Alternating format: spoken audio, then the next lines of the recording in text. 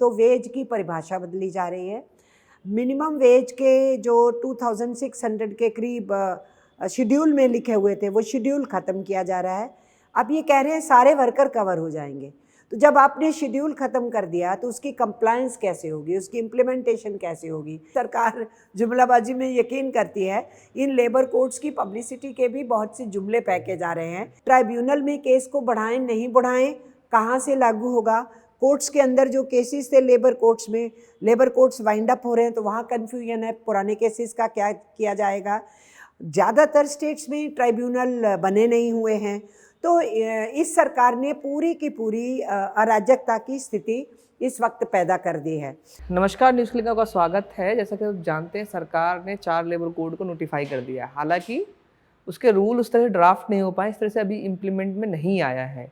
लेकिन central trade unions लगातार इसका विरोध कर रही है। देश में अभी पार्लियामेंट का सत्र चल रहा है और देश की संसद में भी विपक्षी सांसदों ने इसके खिलाफ संसद के बाहर प्रतिरोध किया।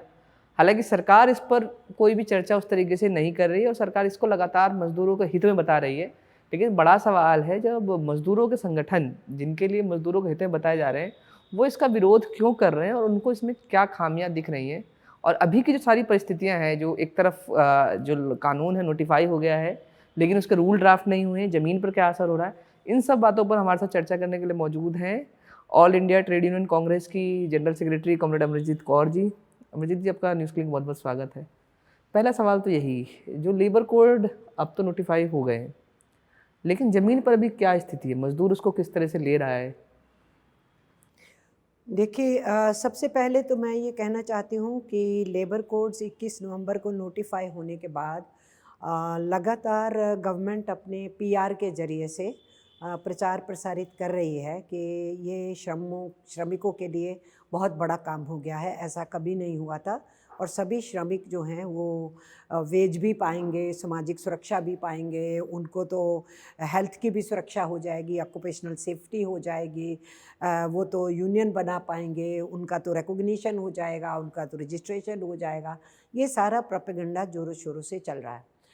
और दूसरा उन्होंने प्रोपेगेंडा किया कि हमने सैकड़ों कंसल्टेशंस कर डाले।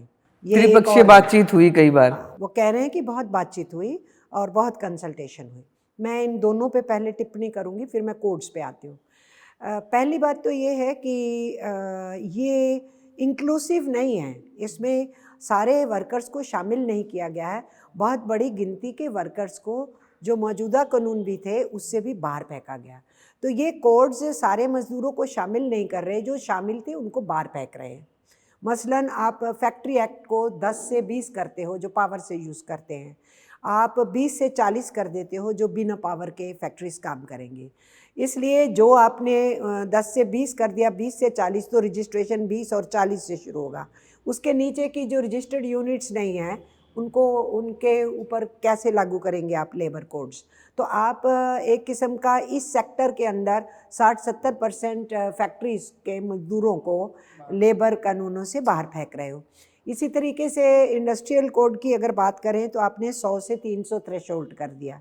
तो आपने पूरी छूट दे दी सारी मालिकों को कि आप 300 तक आपके अगर वर्क फोर्स है तो आपको कोई भी कंप्लायंस की ज़रूरत नहीं है और इन्फॉर्म करने की ज़रूरत नहीं है, परमिशन लेने की ज़रूरत नहीं है। आप लॉकआउट कर दो, आप जितने मर्जी मजदूरों को निकाल के फेंक दो, कोई आपको ज़रूरत नहीं है। अच्छा, पहले कितना था इसका नंबर? 100 था। 100 था, अब 300 100 से 300 करा, तो आप 3 गुना कर रहे हो।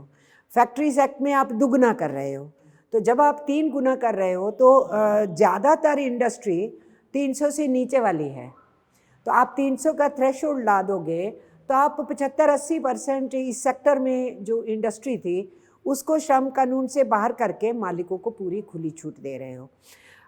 इसके साथ साथ ये यानी ये जो झूठ है कि मज़दूर का कवरेज हो जाएगा, आप कह रहे हैं कि जो है वो सोशल सिक्योरिटी सबको हो जाएगी।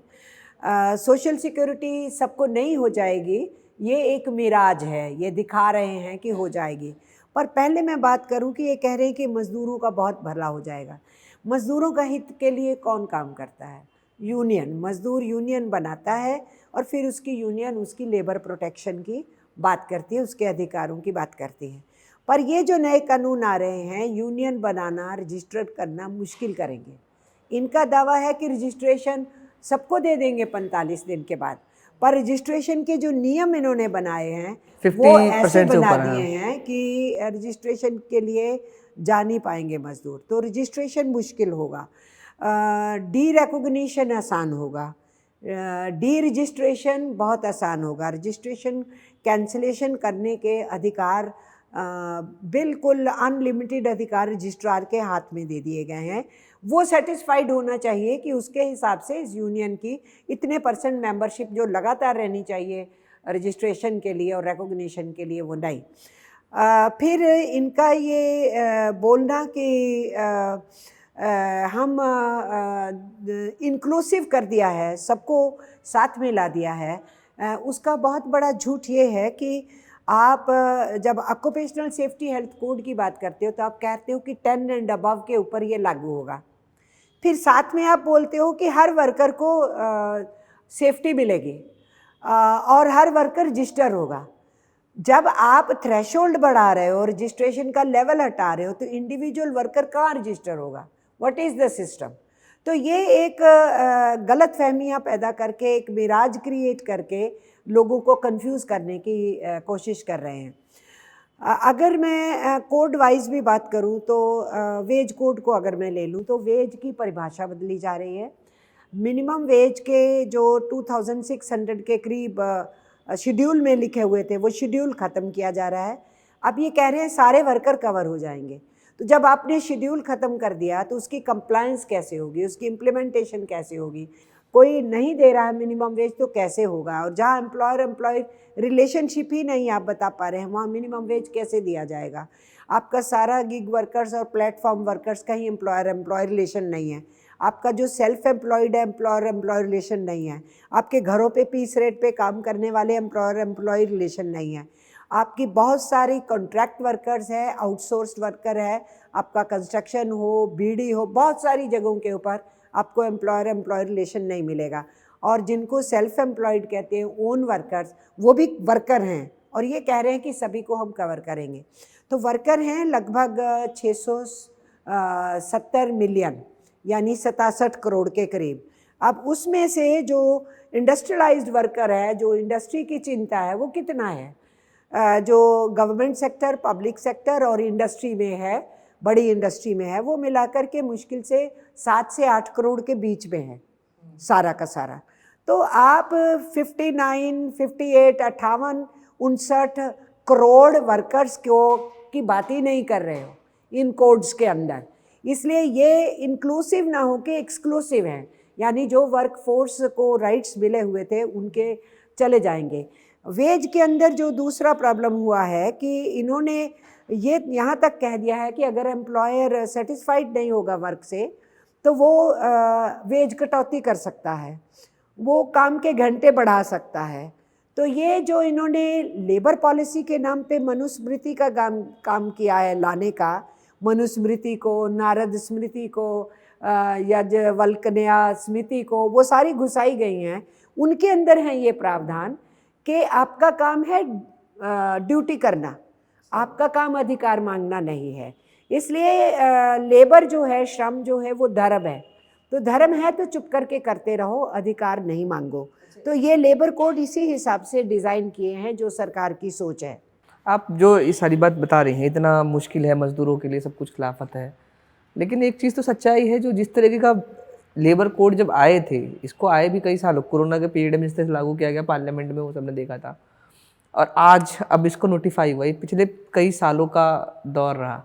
लेकिन मज़दूरों के बीच से जिस तरह की आवाज़ आनी चाहिए थी, क्या वो आती हुई दिखी है? और अगर ये नहीं आई तो उसका फेलियर जो मज़दूर आंदोलन का नेतृत्व कर रहे हैं उनकी जिम्मेदारी नहीं थी, क्योंकि जब नोटिफाई हो गया तो खासकर जो वर्किंग क्लास है, चूँकि मैं दिल्ली के अंदर मैं बहुत सारे वर्कर्स इलाकों में गया, बहुत बड़े इलाके हैं जिनको तो पहले कानून में भी कुछ लाभ नहीं मिल रहे थे, मिनिमम बेस कानून में जरूर था, मिलता तब भी नहीं था। और अगर आज भी आप वो कह रहे हैं तो उस वर्कर को आप लोग कैसे समझाएंगे और उनके लिए कैसे लेबर कोड अलग है, लेबर लॉज में उनके पक्ष में कैसे थे, कैसे समझा पा रहे हैं आप लोगों को? देखिए, पहली बात तो ये है कि कोई प्रोसेस कंसल्टेशन की नहीं हुई, जैसा हमने बोला। और 2019 में वेज कोड आया तो उसमें फ्लोर लेवल मिनिमम वेज का बात किया गया। फ्लोर लेवल मिनिमम वेज 176 रुपये इन्होंने अनाउंस की, जबकि इनकी शतपथी कमेटी ने 357 रुपये बोला था। सरकार की अपनी कमेटी ने ही कहा था, उनकी सरकार की कमेटी थी, तो उन्होंने कहा। अब ये मिनिमम वेज का कंसेप्ट भी, फार्मूला भी, कैलोरी सिस्टम भी सब चेंज करना चाहते हैं।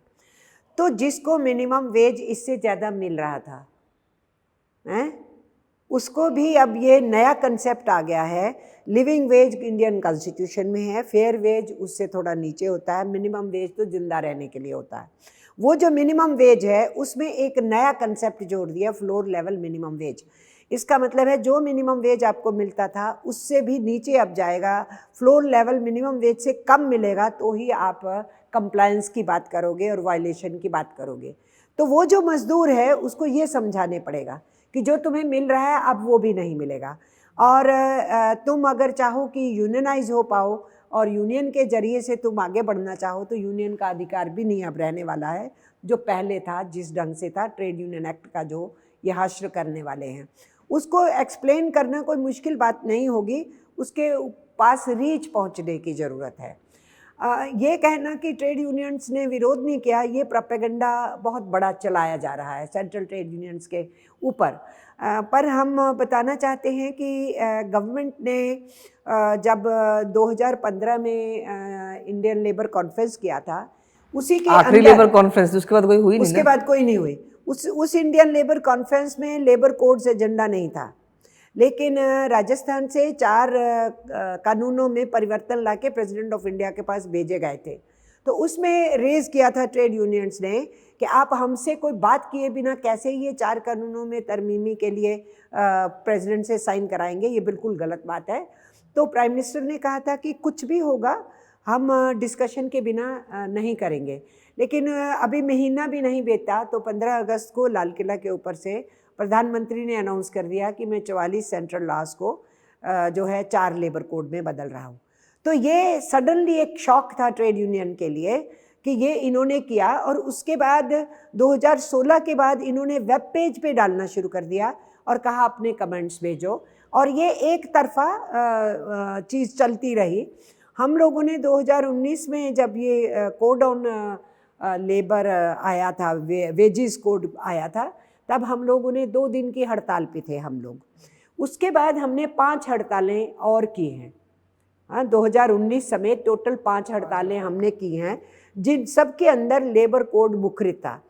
जब ये कोरोना टाइम में 3 कोड लेके आए हैं तो इंडियन लेबर कॉन्फ्रेंस हुई नहीं, हम लोगों से कंसल्टेशन हुई नहीं, पार्लियामेंट से भी सारी अपोजिशन उस वक्त वॉकआउट पे चल रही थी, तो पार्लियामेंट में भी डिस्कशन नहीं हुआ। शोर शराबे के बीच में पास करा लिया। हाँ, तो शोर शराबा क्या थी ही नहीं, अपोजिशन मौजूद वॉकआउट पे थी। वो शोर शराबे में तो किसान बिल हुए थे, उसके बाद सारे वॉकआउट कर गए थे। और वो वॉकआउट कर गए थे क्योंकि 8 एमपीज को निकाल दिया गया था राज्यसभा से। तो वो वॉकआउट पे थे जब ये पेश किए गए, और सत्ता पक्ष ने पेश किए और सत्ता पक्ष ने पास किए, तो पार्लियामेंट्री डिस्कशन भी नहीं हुई। तो भी हमने 2020 में कोरोना पीरियड में 26 नवंबर को हड़ताल की। किसानों ने अपनी मार्च शुरू की, हमने दिल्ली चलो अगर किसानों का कॉल था और ऑल इंडिया हड़ताल मजदूरों का था, और जंतर मंतर पे हम लोगों ने प्रोटेस्ट किया। डिस्पाइट डिजास्टर मैनेजमेंट एक्ट, हम लोगों पे सबके ऊपर केस भी बने थे, हमने किया। फिर इन्होंने उसी कोरोना टाइम में रूल फ्रेमिंग शुरू किया, और वो हमने देखा टोटल फार्स था, और वो ऑनलाइन करने की बात थी, 1-1 मिनट का टाइम दे रहे थे, वो हमने बायकॉट किया। तो शुरू से ही जो सजेशंस भेजी गई वो कूड़े के दान में गई। रूल फ्रेमिंग में हमें शामिल नहीं किया गया। अभी रूल फ्रेमिंग डिफरेंट स्टेट्स ने जिन्होंने की भी नोटिफाई नहीं की थी, सेंटर ने जो रूल फ्रेमिंग की अभी नोटिफाई नहीं हुई। तो रूल्स तो नोटिफाई नहीं हुए इसलिए लॉ लागू नहीं हुआ, सिर्फ नोटिफाई हुआ है, पर इन्होंने अराजकता फैला दी है, क्याओस हो गया है। ट्राइब्यूनल में केस को बढ़ाएं नहीं बढ़ाएं, कहाँ से लागू होगा। कोर्ट्स के अंदर जो केसेस थे लेबर कोर्ट्स में, लेबर कोर्ट्स वाइंड अप हो रहे हैं तो वहाँ कन्फ्यूजन है, पुराने केसेस का क्या किया जाएगा। ज़्यादातर स्टेट्स में ट्राइब्यूनल बने नहीं हुए हैं। तो इस सरकार ने पूरी की पूरी अराजकता की स्थिति इस वक्त पैदा कर दी है। अगर आप ऑक्यूपेशनल सेफ्टी हेल्थ कोड की बात करें तो उसके अंदर भी वर्कर्स की सेफ्टी का ध्यान कम है और मालिकों को छूट देने का ध्यान कम है। सारे चारों कोड्स के अंदर एम्प्लॉयर और वर्कर की डेफिनेशंस अलग अलग है। किसी किसी में तो एक ही कोड में अलग अलग डेफिनेशंस हैं, और फिर उसके साथ साथ आप नहीं बता रहे हैं कि आप इंक्लूसिव कैसे करेंगे। आप इंस्पेक्टर सिस्टम को ख़त्म कर रहे हैं, फैसिलिटेटर बना रहे हैं उसको। नाम में ही अंतर है। हाँ, इंस्पेक्टर कम फैसिलिटेटर, और फैसिलिटेट किसको करेंगे? एम्प्लॉयर को करेंगे। तो वर्कर के वास्ते सेफ्टी कहाँ होगी? वेजेस मिल रही हैं कि नहीं मिल रही हैं? वर्क प्लेस पे किस तरीके का वातावरण मिल रहा है, नहीं मिल रहा है? तो जब इंस्पेक्टर राज ख़त्म कर देंगे तो वर्कर को आपने उसकी हाल पे छोड़ दिया है। इसलिए ये लेबर कोड ले दे के वर्कर्स के खिलाफ है। सबसे बड़ी बात है कि फिक्स टर्म एम्प्लॉयमेंट लेके आए हैं। अब ऐसा नहीं है कि हमें फिक्स टर्म एम्प्लॉयमेंट का एक्सपीरियंस नहीं है और हवा में हम बात कर रहे हैं। अभी भी देश के अंदर फिक्स टर्म एम्प्लॉयमेंट चल रहा है। जब आप कोई कंसाइनमेंट्स और कुछ आती हैं, उसमें 2 महीने के लिए, 3 महीने के लिए, 4 महीने के लिए काम देते हैं, वो फिक्स टर्म एम्प्लॉयमेंट होता है। लेकिन अब हम देख रहे हैं कि रेलवे में भी इवन जो ट्रैक्स की सेफ्टी देखते हैं, वहाँ फिक्स टर्म एम्प्लॉयमेंट है। उन लोगों को हर किस्म की ऑक्यूपेशनल सेफ्टी से, उनकी सोशल सिक्योरिटी से, उनकी वेजेस से कुछ उन पे लागू नहीं हो रहा है, क्योंकि वो फिक्स टर्म एम्प्लॉयमेंट है।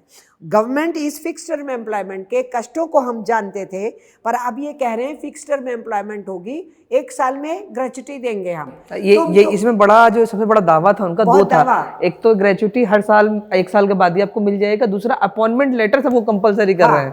तो और एक बोनस की इन्होंने बात की। तो बोनस में तो बहुत कम परसेंटेज वर्कर काउंट होता है, उसमें भी एम्प्लॉयर एम्प्लॉय रिलेशनशिप चाहिए, जो वास्ट मेजॉरिटी में नहीं है।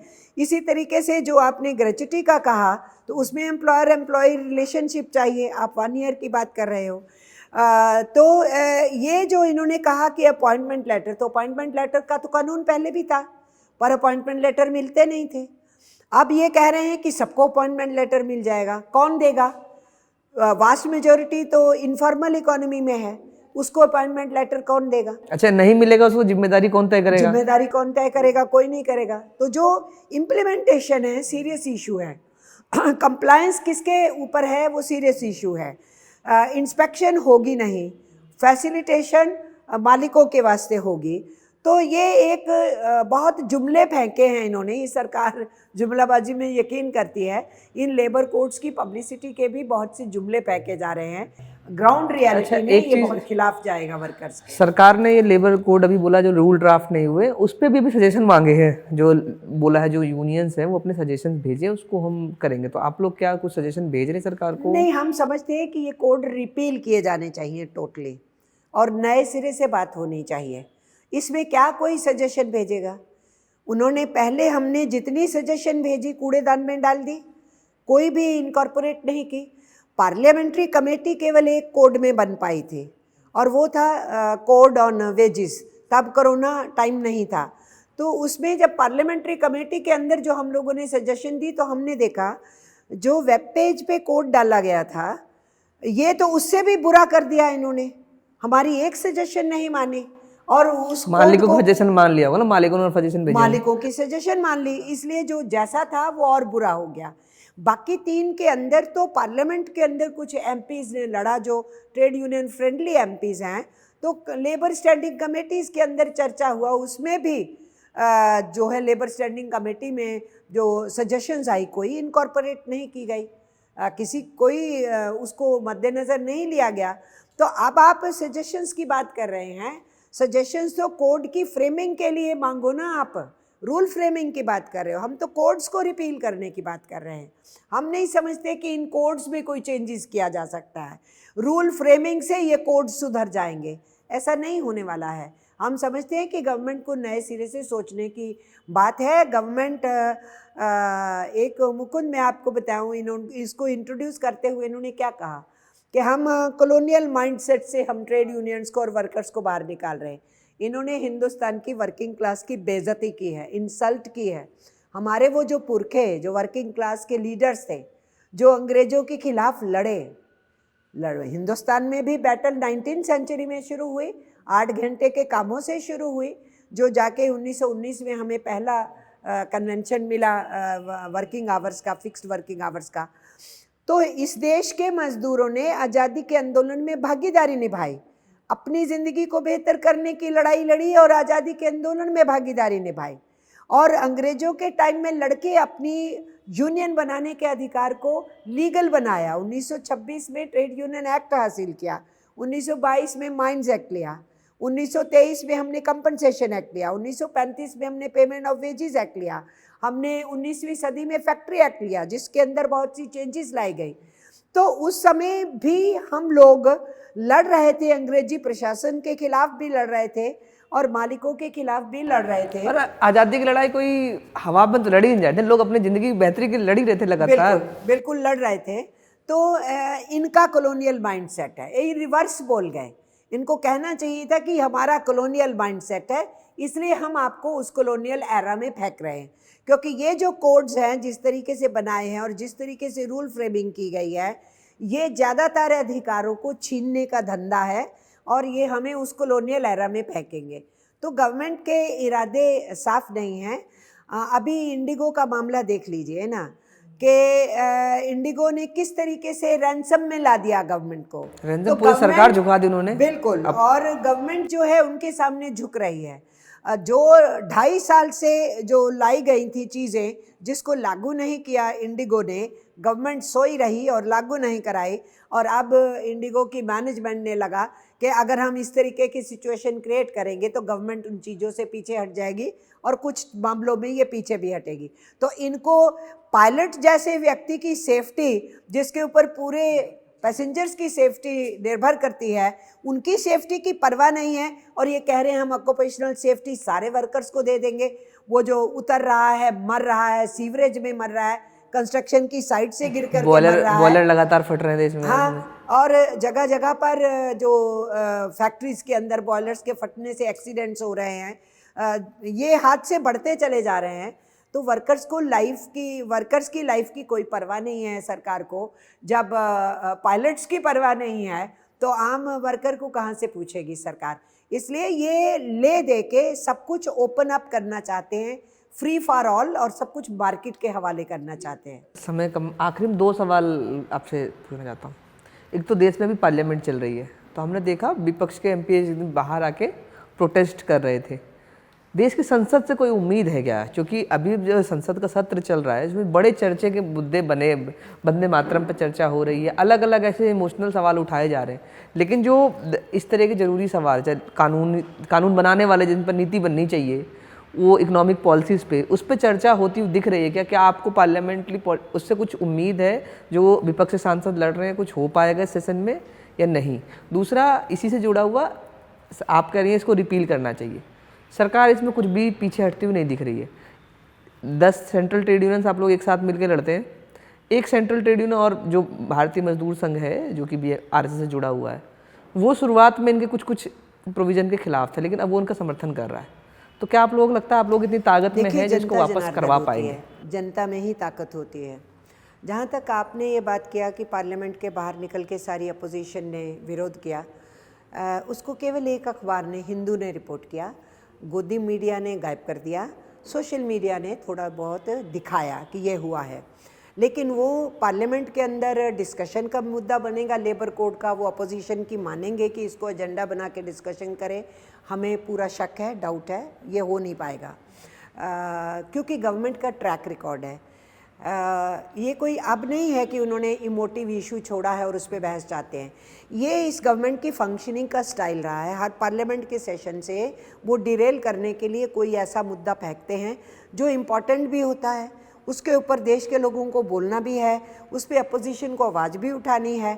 ऐसा नहीं कि वो अनइम्पॉर्टेंट मुद्दा है, क्योंकि वो तो देश की डिवीज़न और पोलराइजेशन के ऊपर खड़ा हो जाता है आके मामला। तो उसको फेंकते हैं, सब कुछ डिरेल करते हैं।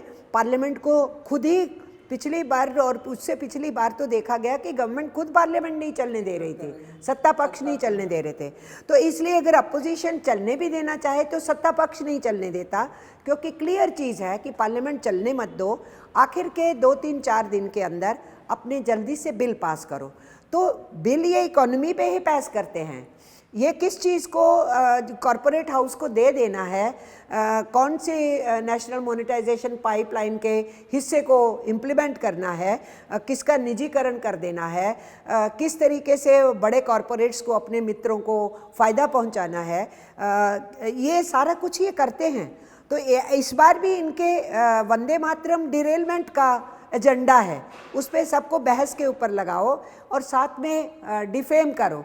जिन करोड़ों हिंदुस्तानियों ने वंदे मातरम का गीत गा के आज़ादी के आंदोलन में हिस्सा लिया, वो इनसे सीखेंगे कि वंदे भारत गाना चाहिए, वंदे मातरम बोलना चाहिए। नहीं, जो लोग वंदे मातरम के इस स्लोगन का विरोध करते थे, ये जो आज कुर्सी में बैठे हैं वंदे मातरम का विरोध करते थे, ये कभी इसके साथ नहीं खड़े हुए, ना जनगण मन के साथ, ना वंदे मातरम के साथ, और ना ही हमारे आज़ादी के आंदोलन के झंडे के साथ। तो जो कभी खड़े नहीं हुए वो दूसरों को देशभक्ति पढ़ा रहे हैं। जिनको वंदे मातरम से लेना देना नहीं था उसका 150 साल मना रहे हैं, और अब उसकी उन स्टेंजास को ला के कंट्रोवर्सी खड़ा करना चाहते हैं, मुस्लिम नॉन मुस्लिम। तो एजेंडा तो इनका वही है। तो पोलराइजेशन का एजेंडा बढ़ाते जाओ, अपना इकोनॉमिक एजेंडा लिबरलाइजेशन का बढ़ाते चले जाओ, और आहिस्ता आहिस्ता जो वर्किंग मैसेज हैं, दो मेन प्रोडक्टिव फोर्सेस हैं, वर्कर्स हैं और किसान हैं, इन दोनों प्रोडक्टिव फोर्सेस के ऊपर शिकंजा कसते चले जाओ। ये इसका सरकार का मानना है। हम समझते हैं कि बीएमएस ने शुरू के अंदर कहा हम 2 कोड्स के साथ हैं और 2 कोड्स के साथ नहीं हैं। उन्होंने कहा सोशल सिक्योरिटी कोड और जो है वो वेज कोड है वो उसके साथ हैं, इंडस्ट्रियल कोड और ओएसएच कोड पे उनको ऑब्जेक्शंस है। हमने कहा उन्हीं 2 ऑब्जेक्शंस को तुम बढ़वाओ, उन्हीं को रिपील करवाओ ना तुम। हम तो चारों की रिपील की बात कर रहे हैं, तो फिर उन दोनों की रिपील करवाओ।